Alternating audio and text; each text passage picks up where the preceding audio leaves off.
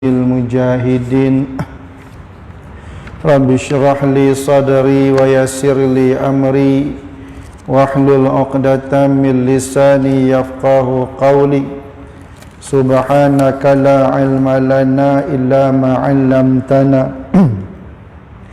إنك أنت العليم الحكيم ولا حول ولا قوة إلا بالله العلي العظيم أما بعد ربي يسر ولا تعسر ربي يسر ولا تعسر ربي يسر ولا تعسر قال مصنف رحمه الله تعالى ونفعنا به بعلومه في الدارين آمين. Tuan-tuan dirahmati Allah, bersyukur kita kehadrat Allah Subhanahu wa taala di atas limpah kurnia serta taufik dan hidayahnya. Kita masih lagi diberi kesempatan oleh Allah Ta'ala dapat menunaikan salat pada maghrib secara berjamaah. Malam ini dapat kita sambung kembali kuliah maghrib pada kitab Aqidatun Najin, muka surat yang ke-136.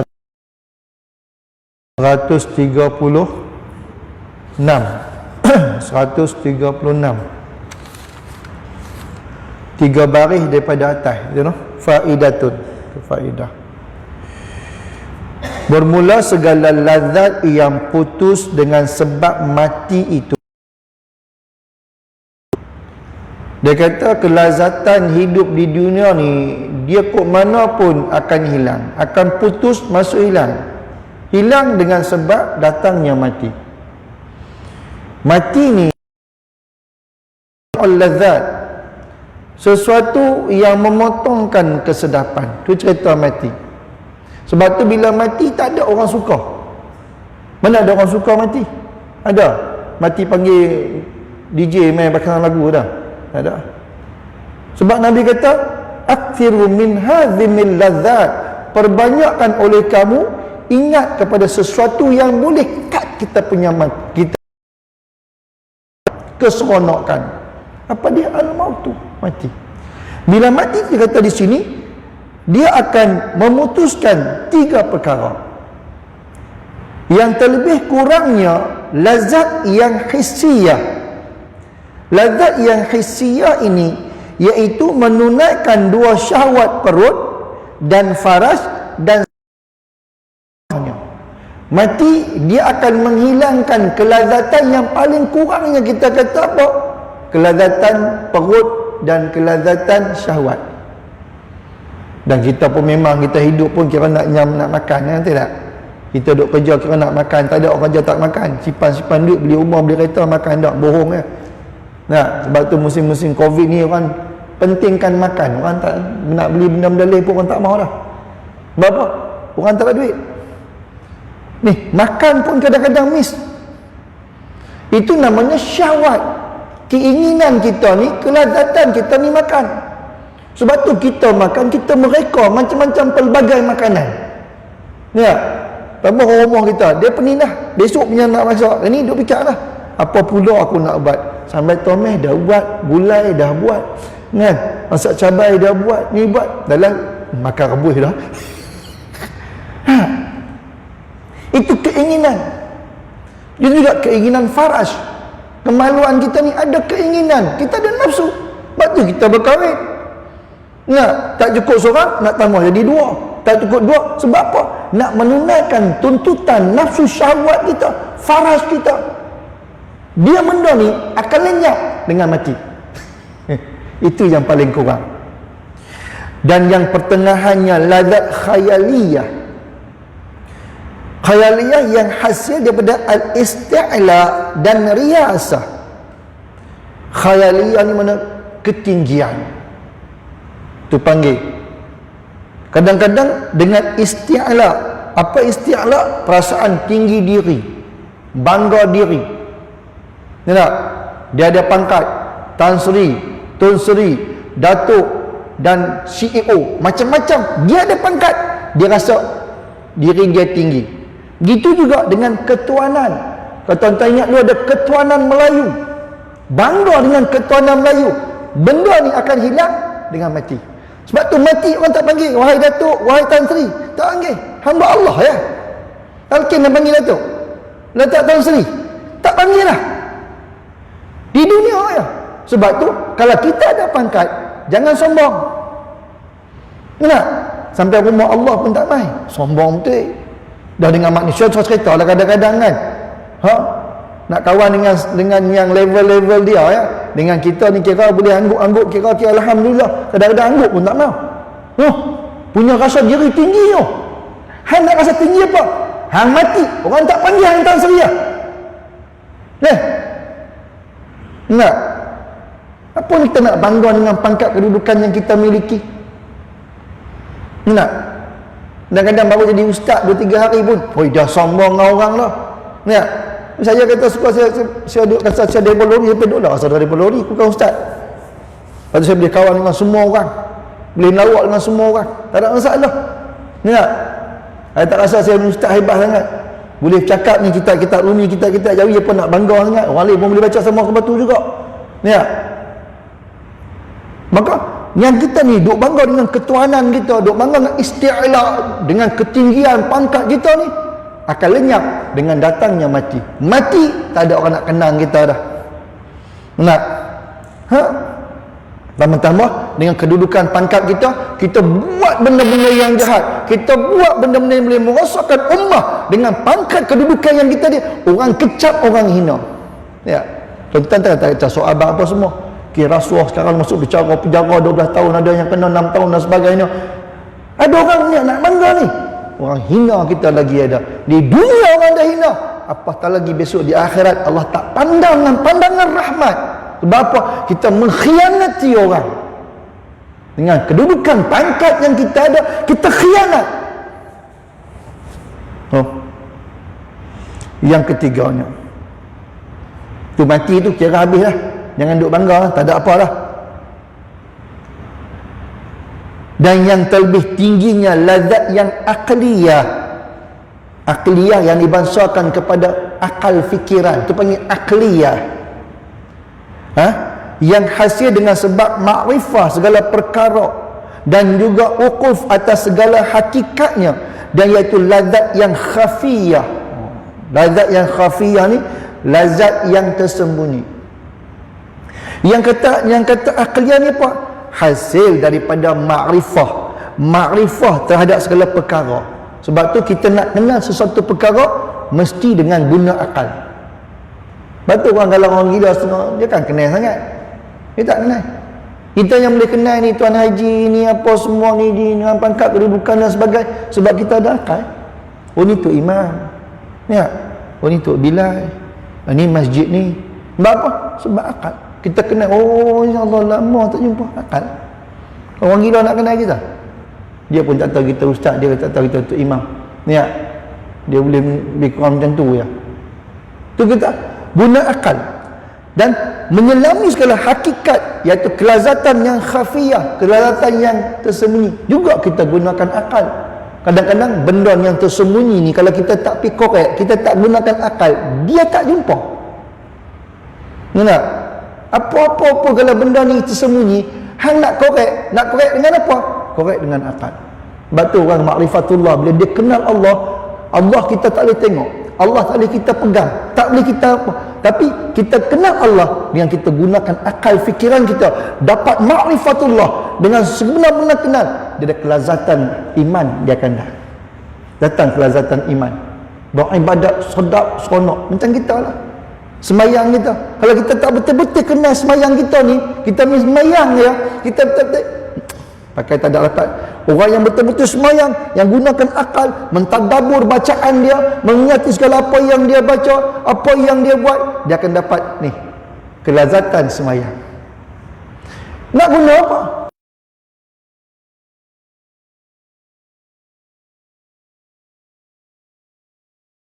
Apa yang kita miliki, kehebatan yang kita miliki, dan kesenangan, kemewahan, semua ni akan lenyap dengan datangnya kematian. Sebab tu Nabi suruh kita ingat benda-benda ni, ingat kepada mati. Adakan persediaan untuk kita menghadapi kematian. Jangan kita terlalu seronok dengan kesedapan kita, dengan kekayaan kita, dengan ketinggian kita, dengan kedudukan pangkat kita, selalu seronok sampai kita lupa Kita ni sebenarnya hamba Allah yang perlu mengabdikan diri kita kepada Allah Subhanahu wa taala. Ada orang lupa kata dia ni hamba Allah sebab dia memiliki segala-galanya Allah bagi kepada dia. Dia lupa kata dia ni hamba Allah yang perlu tunduk dan patuh pada perintah Allah Subhanahu wa taala. Dia lupa rupanya. Bila main mati, masuk dalam kubur baru nak teringat. Apa? Ingat? Habis lewat dah lah. Dan bermula hasil daripada kalam yang telah lalu itu bahawa tiap-tiap kebajikan itu hasil pada mengikut pada orang yang salaf yang soleh-soleh. Salaf ni lepas kurun Nabi, kurun sahabat, habis kurun sahabat, kurun tabi'in, patut tabi'in, kurun tabi'in, tabi'in. Ni kurun 3 kurun Nabi ni, Nabi jamin kurun yang baik, kurun yang elok. Sebab tu kalau kita ikut salafus soleh, namanya kita akan jadi orang yang baik, ikut pada kebajikan mereka. Sebab tu sahabat-sahabat tabi'in ni ibadat mereka jangan duk challenge. Ya, kalau dibandingkan kita dengan ibadat mereka ni, Allah, Masya Allah, ibadat langit dan bumi jauh api dengan panggang. Ya, jauh sangat.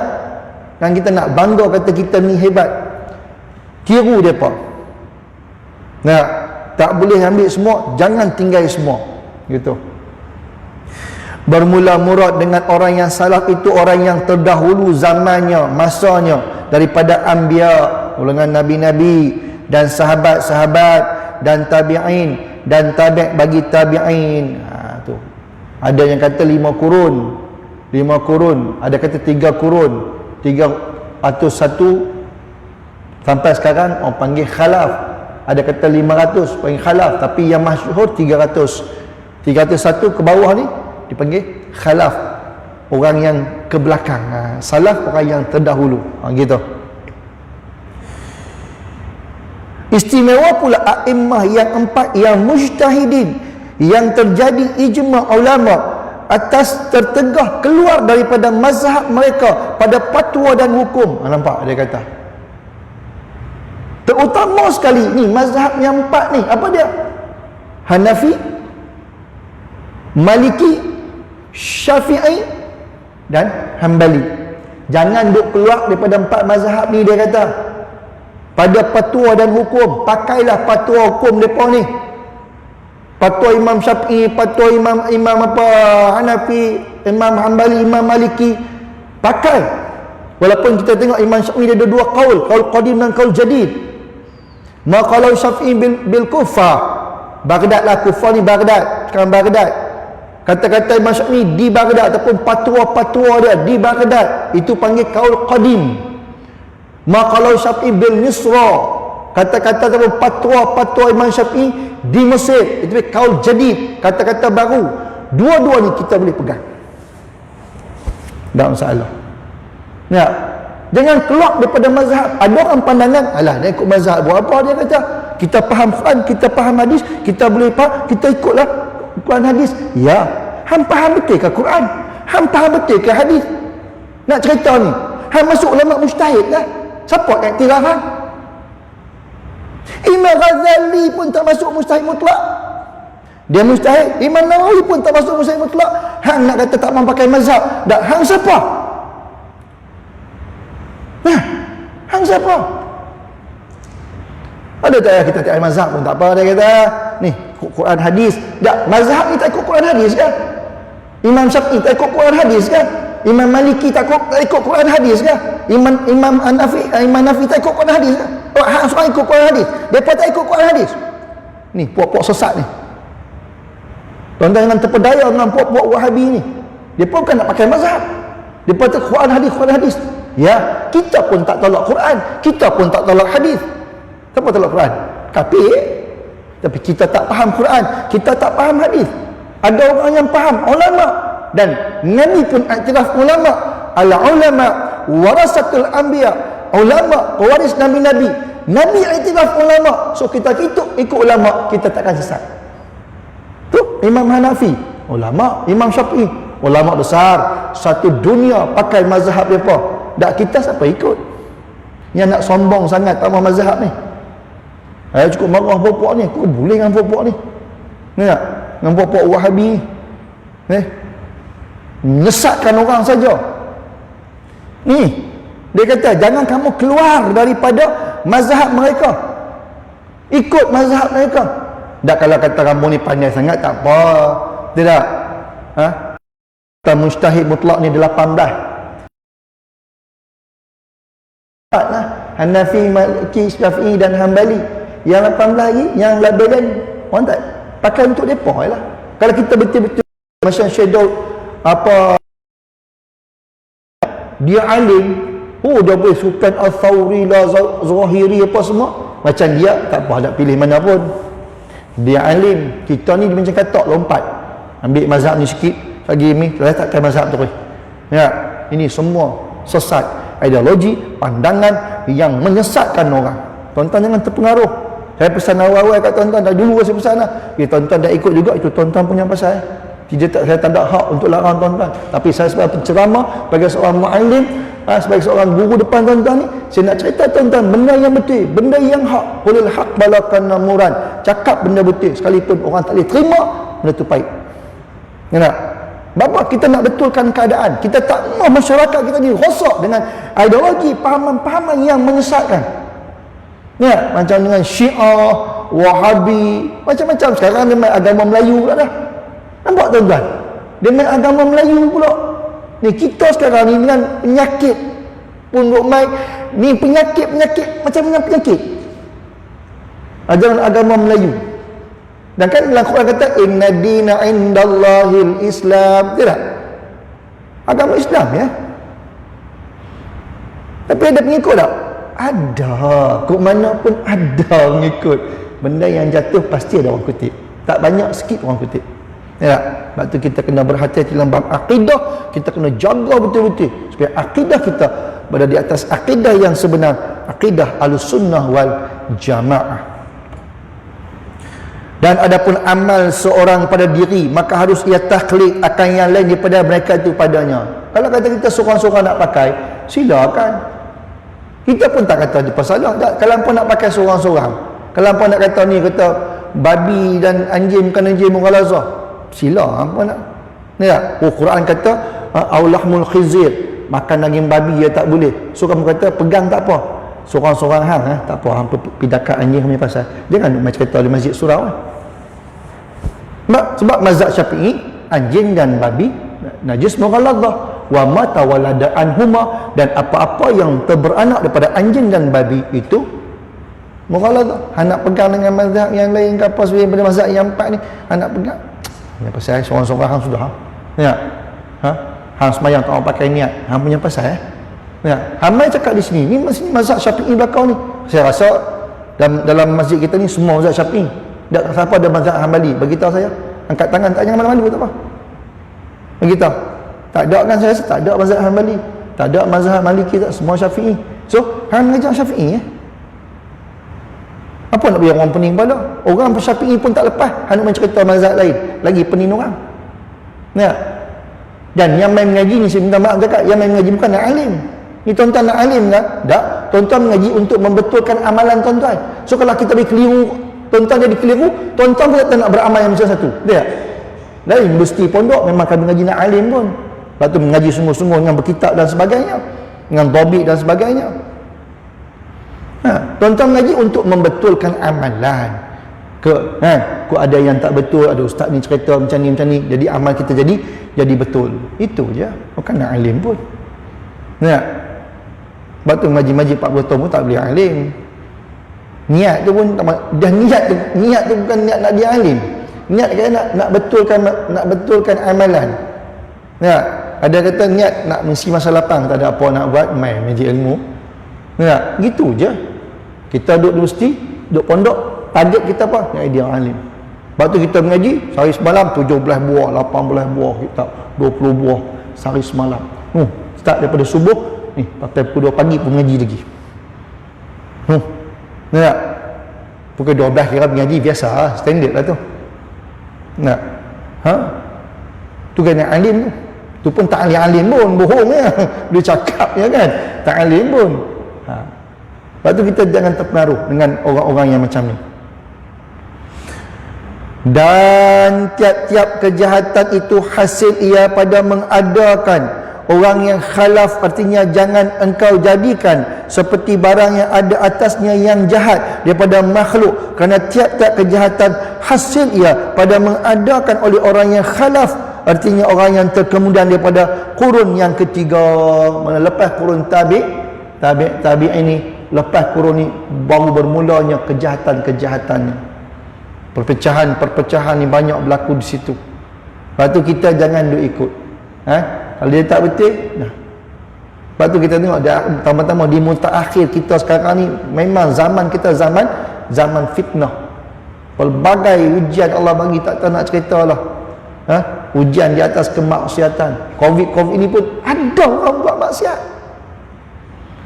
Patut-patut Covid ni masjid ramai orang, masjid lagi penuh. Sebab apa? Masjid tempat Allah turun rahmat. Ni masjid ni tempat rahmat ni. Kita ingat apa masjid kan? Ni rumah Allah, turun rahmat.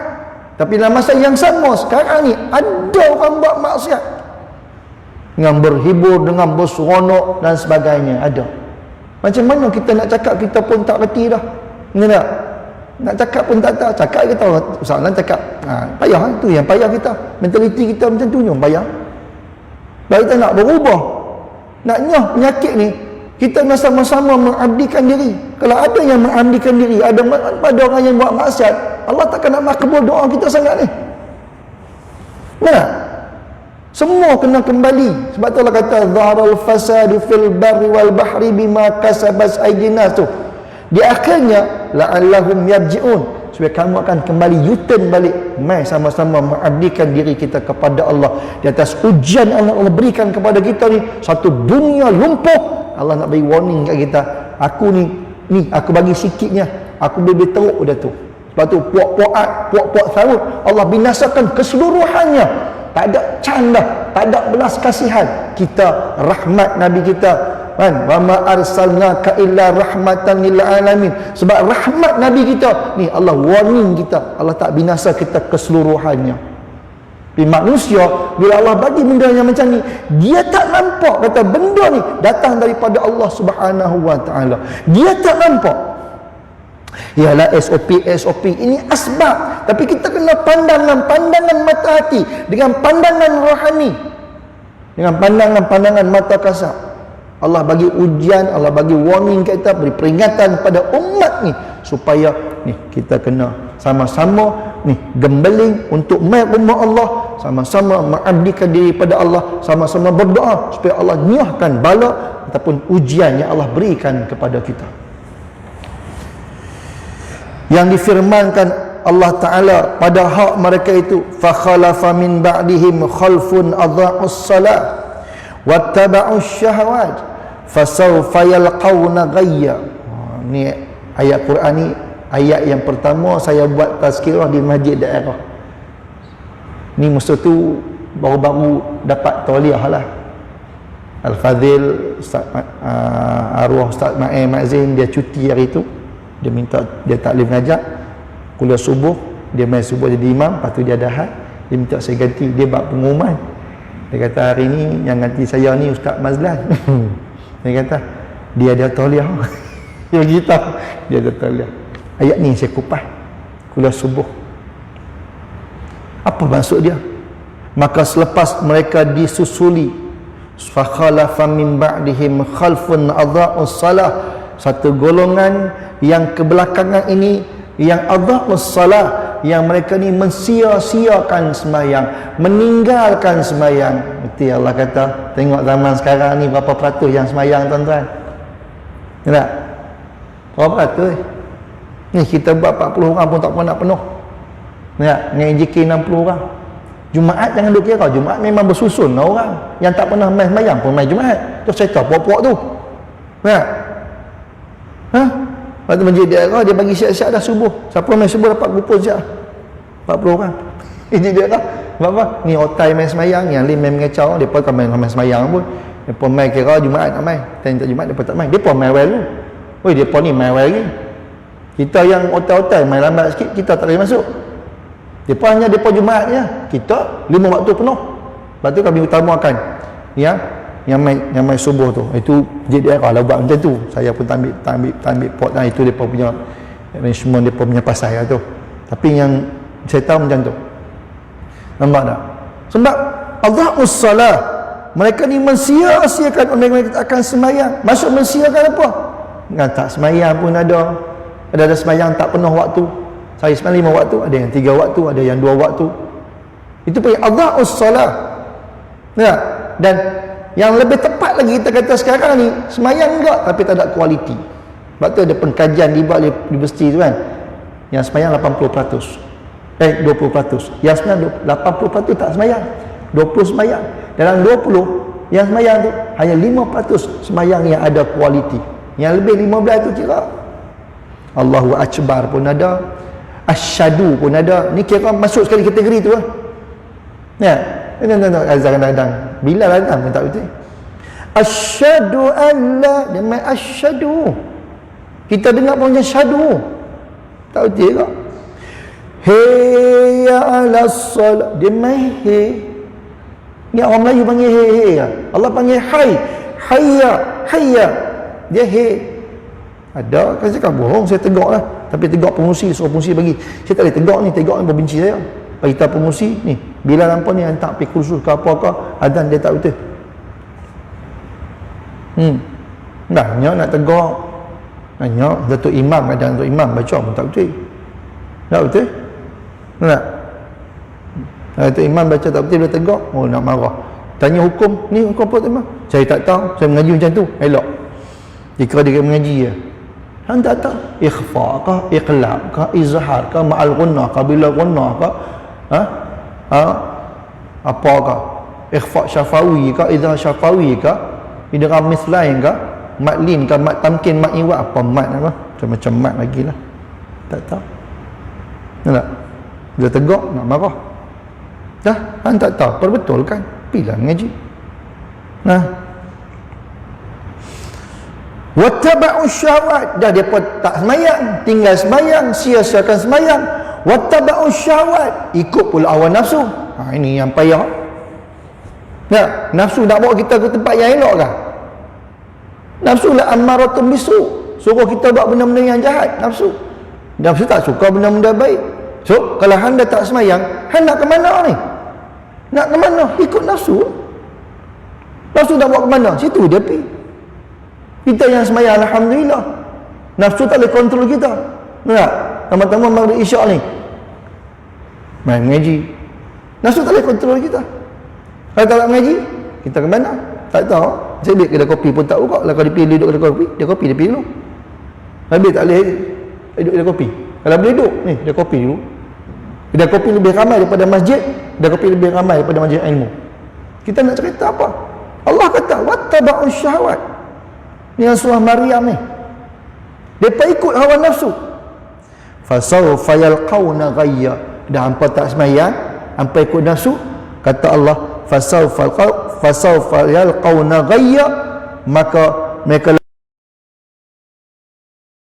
neraka jahannam, na'udzubillahi min dzalik.